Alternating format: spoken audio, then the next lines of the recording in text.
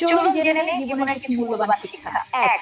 পরিবারকে টাকা ধার দিলে সেটা ফেরত নাও আসতে পারে, তাই দিলে মনে করবেন আপনি একবারে দিয়েছেন। ২. বসে থেকে কারো সঙ্গে হাত মেলাবেন না, দাঁড়িয়ে সম্মান দেখিয়ে শুভেচ্ছা জানান। ৩. অপ্রয়োজনীয়ভাবে বেশি তথ্য শেয়ার করা থেকে বিরত থাকুন, কম কথা অনেক সময় ভুল কমায়। ৪.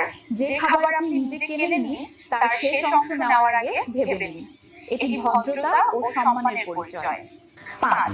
কাউকে খুশি করতে গিয়ে কখনো বন্ধুকে বিপদে ফেলবেন না, সত্যিকারের সম্পর্ক এতে নষ্ট হয়ে যায়। ৬. অতিথি হয়ে কারো রান্নার সমালোচনা করবেন না, এটি আপনার ব্যক্তিত্বের পরিচয় দেয়। ৭.